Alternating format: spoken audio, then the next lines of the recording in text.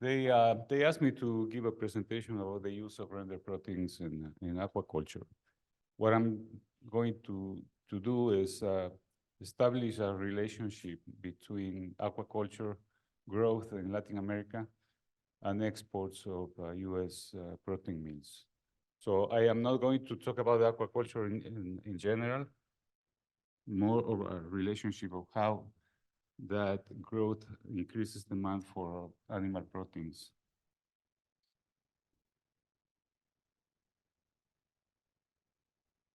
So just to give you a background, Latin America's feed production.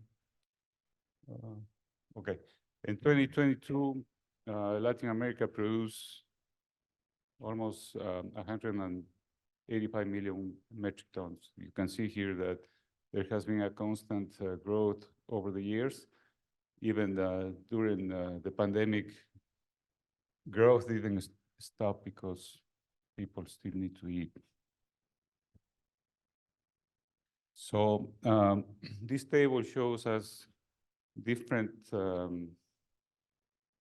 feed production for species. You have here the total volume produced in Latin America for different species. I am going to focus here on aquaculture and pet food because what's driving exports of our protein meals is not only aquaculture, it's aqua, pet, and poultry. So let's start with aquaculture here. Latin America produces 5.4 million metric tons of aqua feed. Of those, Chile and Ecuador produce similar volumes because of the growth they have. Chile is the second largest salmon producer in the world. Ecuador is the first shrimp producer in the world now. They just took over a couple of years ago, followed by Brazil with 1.5, which is basically the same volume. Mexico with 384,000 metric tons, and Colombia with 324,000 metric tons. Colombia doesn't have a lot of shrimp production, but they have a lot of tilapia. They are high producers of tilapia. In pet food, as Dr. Lopez presented yesterday, Brazil is obviously the leader, followed by Mexico with 1.3 million, Argentina, and Colombia. It's also pretty important with almost 500,000 metric tons of pet food, followed by Chile with 400,000. So here in Chile, we have customers in the aqua feed and also in the pet food market. And then Colombia, I will show the import levels of Colombia. It's more dedicated to pet food, but they also have some tilapia production, basically. So this is just to give you a view of what exports to Latin America were in 2022. Mexico is the biggest market. 50% of all exports to the region went to Mexico with 150,000 metric tons, followed by South America with 39% of all exports, almost 120,000 metric tons. And this is, as I said before, mainly driven by aquaculture producers, Chile and Ecuador. And then followed by Central America with 32,000 metric tons. Central America is mainly pet food, but there's shrimp production growing in some countries, especially Honduras. And then for the first 7 months of 2023, we have a little bit of increase here, 52% for Mexico, 35% here in South America, and 27% for Central America. I don't have these numbers updated to December yet because they haven't come out, but we expect to have access to those statistics in a couple of weeks. So this is a history of exports from the US to Mexico, Central America, and South America for the last 9.5 years. So this last year here is from January to July. So you can see that it has always been increasing. This jump here in Mexico is when we had access to exports of bovine meat and bone meal. So this is what drove all this big jump here. So this indicates that the fact that we had access to export meat and bone meal, bovine meat and bone meal to Mexico didn't decrease imports from other species like porcine or poultry meals. It was simply an increase, a net gain, showing that Mexico was deficient in these protein meals. So when they had the opportunity to have access to that product, imports went up. A little bit lower here in 22, but if we follow the trend of the first 7 months of 2023, at the end of the year, we are going to be very close to these levels. Same thing with Central America. It's a constant growth here. In the last few years, we have reached 30,000 or more. And by the end of 2023, this should be up here as well. South America, you see a little bit more of a variation here, up and down. And this is basically due to issues related to salmon production in Chile, because sometimes they had health problems or algae bloom, depending on the climate. And this is what happened here. But last year was a pretty good year, and the production was consistent in 2023. So this number will probably be high up too. Chile imports a lot of protein meals from all over the world. It's not only the US. You will see the graphs in the following slides. But it's a market of 240,000 metric tons for animal proteins. So I will start with Mexico. Mexico produces 11.2 million metric tons of poultry feed.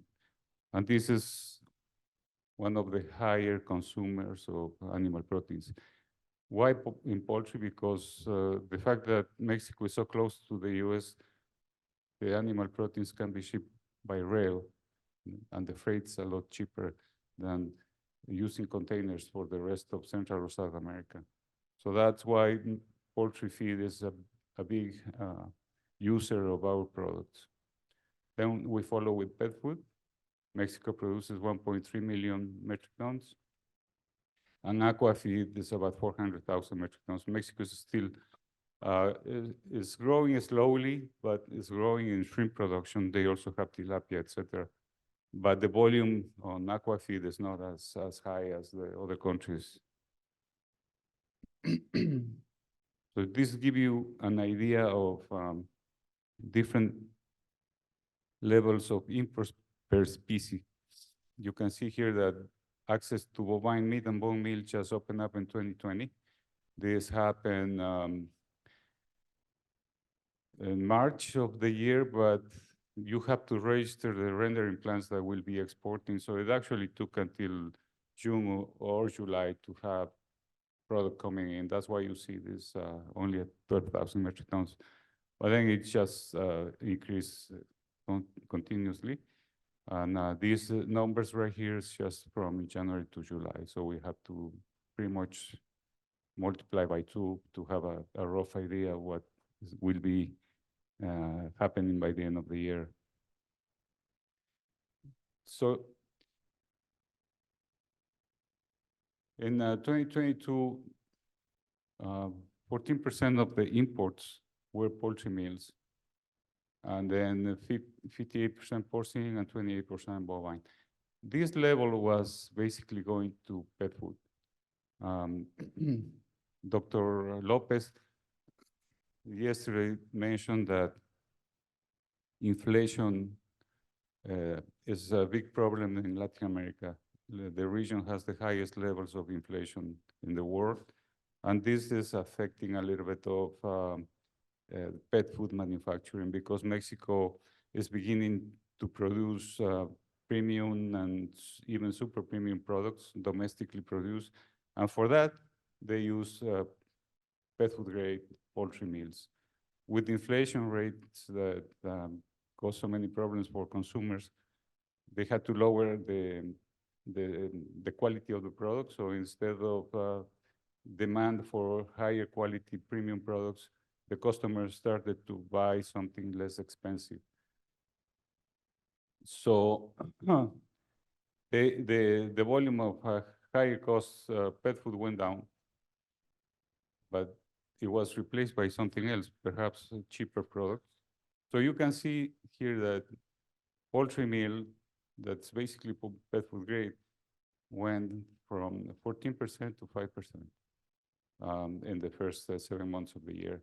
But then that rate, this is about 10%, that was switched to imports of bovine, which is cheaper, obviously.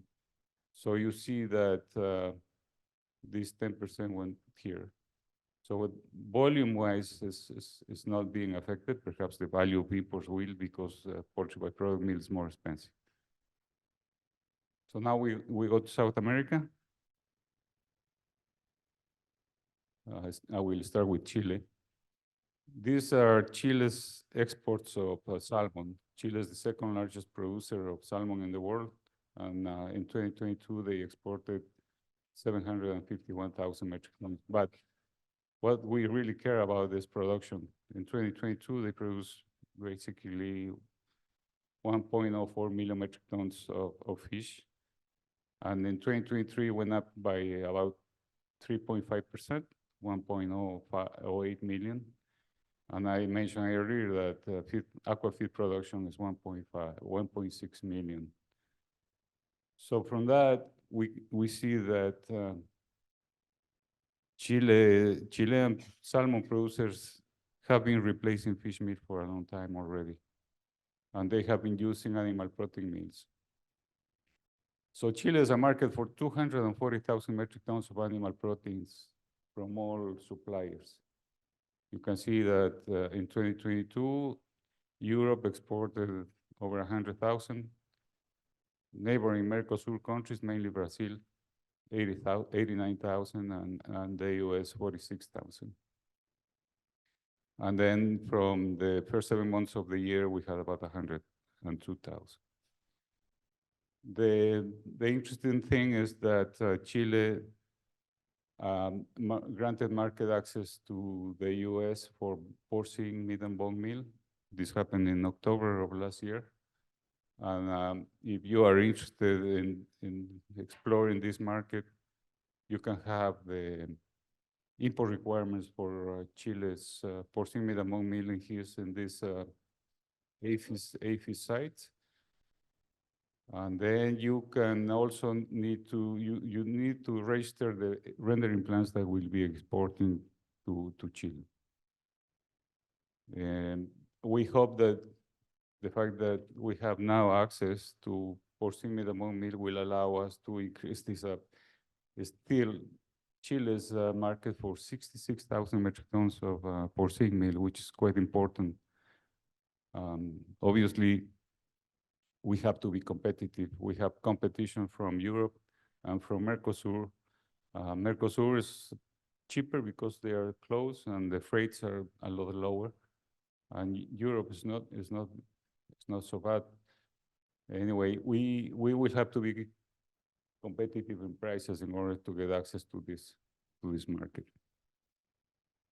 So Ecuador continues to grow in shrimp production. It's growing at double digits. It's quite an impressive rate of growth that nobody thought it was going to happen. In Ecuador, last year, production reached 1.2 million metric tons, which is a 14.5% increase from the previous year, which is quite incredible. Anyway, the reason this type of growth is happening over many years is because Ecuador has always been, they have had a production system that's very extensive. So they were using low quality feed, and the growth of the shrimp was always the same regardless. When multinational companies got into the country, Skretting, Biomar, all Cargill, they all invested in shrimp feed, and they started to improve the quality. They also, the farmers, started to increase the technology used in the farms, automatic feeders, more control, and that's when you see this type of growth. So it's as incredible as it looks that they can have this kind of growth. It is understandable because the farms are there. They are not putting up new farms. What they are doing is putting technology in the farms that were already there. But 60% of the farms are still using the no technology, basically. So if an investor comes in and puts a technology in the farm, you can increase production by 8 or 10 times very quickly. And that's why you see that rate of growth. And that type of growth is justified with imports of animal proteins from the US. You see a consistent growth for over 10 years. And this is probably going to be around here by the end of the year. And you can see here that 63% of imports is porcine meal and 37% poultry meal. This is mainly pet food grade because feed grade is difficult to find anyway. So they go for a product that's a little bit cheaper, and that's porcine. But we just obtained market access for bovine meat and bone meal a couple of weeks ago. So this is quite new. The import requirements will be posted on the APHIS website for all of you to have access to them and see what's required. But again, all the rendering plants that want to export will need to be registered with the local authorities. So this opens up new opportunities because if we are able to ship bovine meat and bone meal at a more competitive price, they will go and use it more. Besides aquaculture in Ecuador, we also have pet food, although it's a very small market compared to the rest. Dr. Lopez mentioned yesterday that Ecuador was interesting because they were getting up into these fancy products. So that's when you start to see the growth in value in pet food. It went in 2022, it reached 120 million. Because you only need one pet food producer that raises the bar on the quality of the products that are being sold. And there was one company that started it, and the finished product wasn't cheap, but they were still selling it. So the competition starts to copy them. And that's how you see a 60% increase in value in just 1 year. So just to give you an idea, the shrimp production, I'm focusing on shrimp production in the rest of Latin America out of Chile because that is the one that's growing the faster. With tilapia, yeah, we have tilapia production as well, but being an omnivorous species, they can feed soybeans, etc. But with shrimps, you really have to feed high quality, high digestible ingredients because the digestive system of the shrimp is so small, you need high quality products. So this is the growth of the shrimp production in Latin America. We have obviously Ecuador that's been growing exponentially. Mexico is growing, but not so high. Brazil is also important producer, not only shrimp, but also tilapia. Peru is growing fast. Venezuela is having an incredible rate of growth too. It's basically one company that's producing a lot of it. Most of it they have rates of growth of about 20%, but it's just one company and they produce about 70,000 metric tons of shrimp per year. And then we have the rest. So if we count all this progress in different countries on shrimp production, the experts think that soon Latin America as a continent will be producing about 2 million metric tons of shrimp. 1 million of it will be coming out of Ecuador already. So these are the imports of protein meals from Colombia. Colombia, as I mentioned, produces about 500,000 metric tons of pet food and import about 51,000 metric tons of animal proteins. Not all of them from the US. They import from Brazil, Argentina, even Italy and Spain. The US is very low, mainly because of pricing. This is probably poultry byproduct meal or porcine meal, but you can see that it is a very competitive market. But the volume is here. Colombia had some troubles with the new government when they took over a couple of years ago, high rates of inflation, then the pandemic.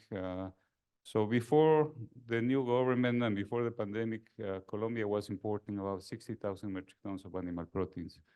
So it has gone down a little bit because of economic problems. But then in September of last year, Colombia granted access to bovine meat and bone meal from the US as well. You need to register your rendering plants to have access to this market. We haven't achieved any registrations yet, so we are trying to help you or help any of the renderers who are interested in registrations so we can start shipping product. But the market is open already. Peru is also an interesting market. It's growing in shrimp production and also pet food. Those are the main end users of these products. They import from the US 13,000 metric tons, but they also import a little bit from other countries. And then we have a comparison of prices on the product they import. They import from Chile, bovine, and poultry byproduct meal. From Argentina, they import bovine meal, which $500 a ton is cheap. And then from the US is higher price, but also this is mainly poultry byproduct meal, a little bit of porcine. So this is Peru's imports for the first 7 months of last year, reaching 16,000 metric tons already. So by the end of the 2023, it's going to be a lot higher than what you saw in 22. So this graph was presented by Charles. As you can see here that aquaculture is growing very, very rapidly, while fish from wild capture is basically flat. So this is the type of demand that's going to increase our exports, especially to Latin America, because we're close enough. Then we have to keep in consideration that weather conditions like El Niño that affected Peru last year create a lot of disruption in the fish meal market. These prices are from October of last year, and you can see that fish meal went up to more than $2,000 per metric ton. You have Chile also as a supplier, but they don't really export that much because they have so much demand from the local salmon industry. So Peru is the #1 exporter of fish meal in the world. If they have trouble, then prices go high. And fish meal is one thing, but the real problem is here. Look at prices of fish oil. And Dr. Viana's presentation kind of presents an alternative to be able to fix these issues with tallow and DHA. So this is just to give you an idea of what happened last year. For the first 8 months of last year, global fish meal production was down by 28% and fish oil by 24%. And this is basically because Peru had effects of El Niño conditions and 70% of production was down. The first fishing season in Peru was closed, and the second fishing season just finished last week. So now these prices are a lot lower, perhaps 1,500. But this is to give you an idea of the uncertainties that we have around the world when you rely only in one ingredient, like fish meal in this case. So all aquaculture producers need to use alternatives because they cannot rely on that fish meal all the time. So that's it. Thank you.